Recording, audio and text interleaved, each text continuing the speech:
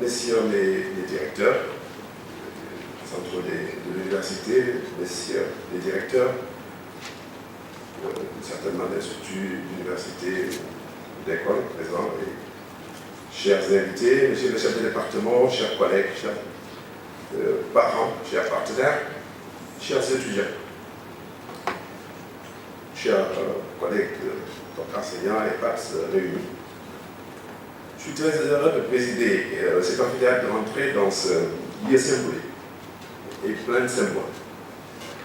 Encore, je me répète, ce lieu a reçu des personnalités très illustres du monde entier et du Sénégal, des professeurs d'université, des présidents de république, des hommes et femmes de lettres, de sciences et de culture. Et je souhaite, et nous le souhaitons, et nous espérons, et nous le savons, qu'il continuera d'en accueillir, et certainement les futurs, parmi ces hommes les futurs présidents, hommes de sciences, hommes de lettres et de culture, sont dans cette salle, sont nos étudiants aujourd'hui, commencent à peine avec nous à devoir se former, donc se forger aussi, se forger une mentalité, se former dans les métiers techniques, mais aussi acquérir du savoir. Et il y a du chemin, un long chemin, un chemin dur, comme l'a dit votre camarade, mais aussi un chemin exaltant. Et je vous dirai tout à l'heure pourquoi. Mais par contre, nous ne sommes pas là aujourd'hui pour faire un cours magistral ou une conférence inaugurale. Nous sommes très tentés de le faire, c'est difficile de donner la parole à un enseignant sans qu'il nous fasse un cours, mais je vais tenter de ne pas le faire aujourd'hui, mais seulement perpétuer avec vous une tradition maintenant qui commence à faire date à l'esprit. Et célébrer donc avec vous, c'est plutôt l'objectif de cette amphithéâtre, donc avec vous et à notre façon, votre arrivée dans l'école. C'est comme quand un enfant arrive dans une famille, la famille est heureuse, et au 7e jour en fait, on baptise, c'est musulman. Et c'est certainement dans d'autres pratiques aussi, il y a des pratiques différentes, mais en tout cas, dans toutes les cultures, au moins, quand un enfant arrive, on se permet de s'arrêter et de fêter.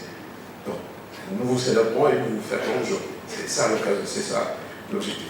Ce sera aussi un moment pour que tous les membres de la famille se parlent, se disent quelques mots, bien sûr gentils, mais certainement aussi échangent chacun sur leur vie quotidienne pour qu'ensemble puissent rester solidaires et prendre en charge ces défis.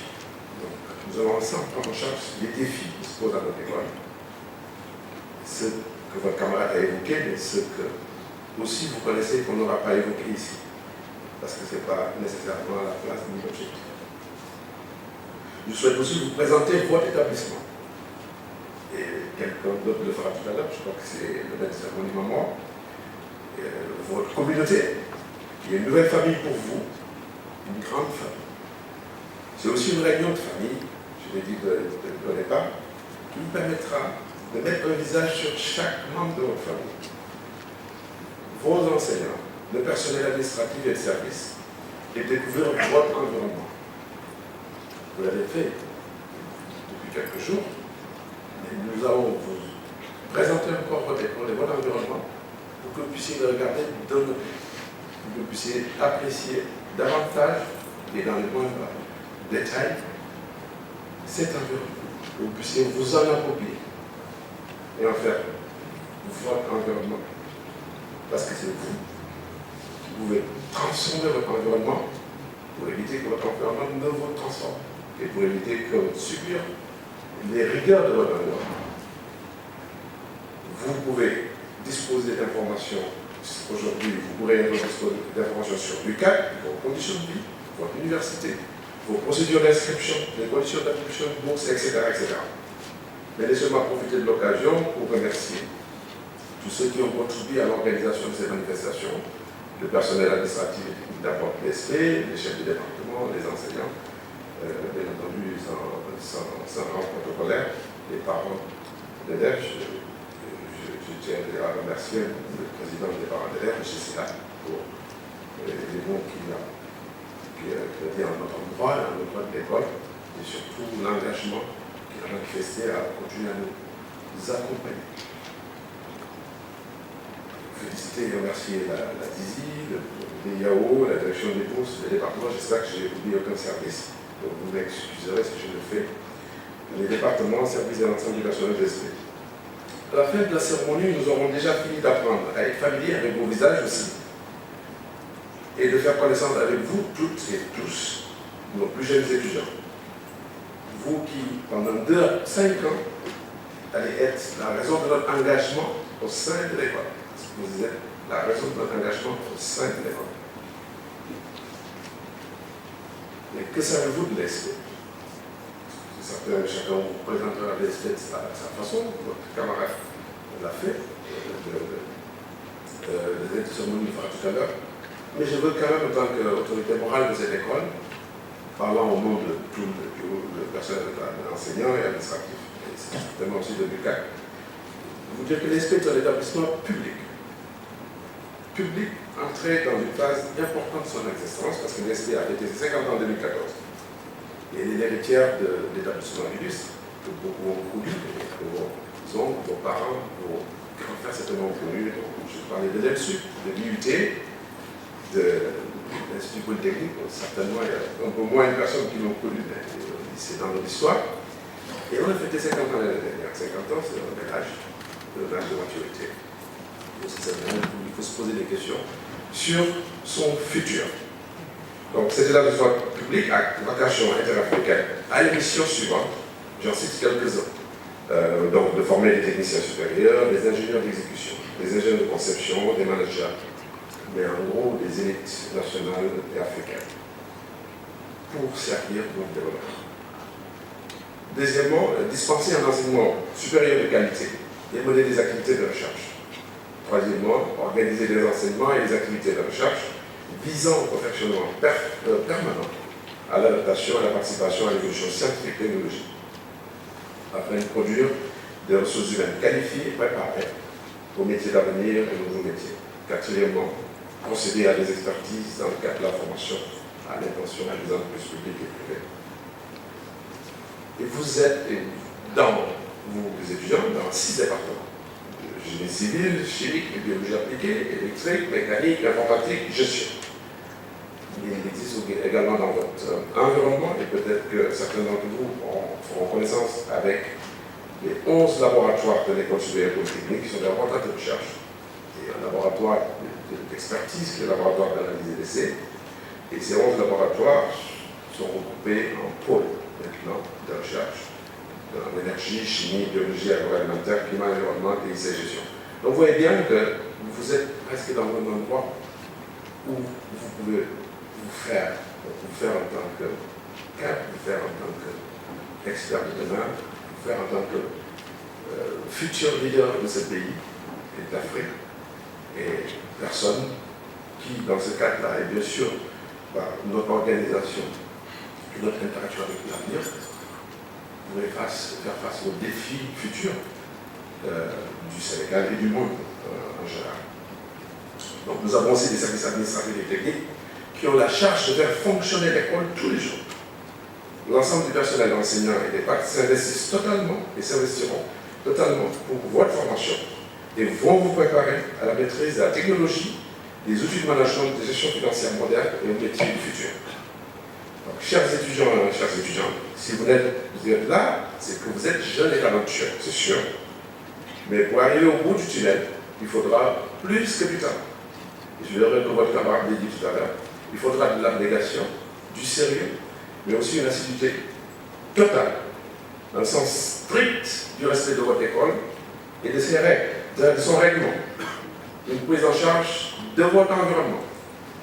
Le label ESP propre doit irriguer votre action quotidienne. Le label, là, je souhaite vous dire ici que l'ESP aime voir ses étudiants s'exprimer et briller sur les terrains de football.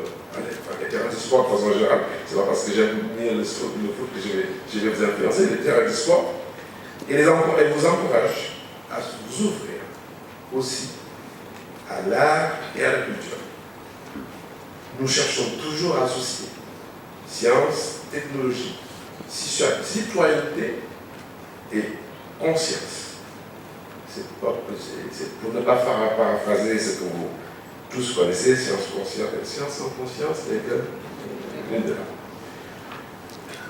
Donc, du point de vue des activités socio-éducatives, ça, votre camarade en a parlé tout à l'heure, vous aurez, on va remettre sur pied, réhabiliter ce qui s'appelait le conseil exécutif des étudiants, mais en vous invitant à changer totalement de paradigme et comprendre que pour retrouver l'université qu'ont connue vos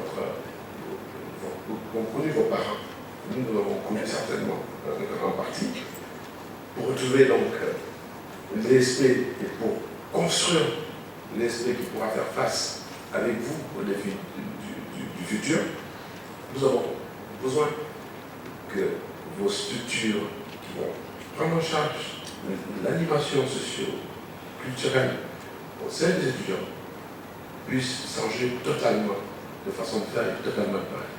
C'est quoi les enjeux? Les enjeux, ce n'est pas de défendre des intérêts, fût-ce nos intérêts, c'est de construire pour l'avenir, de construire ensemble notre école pour,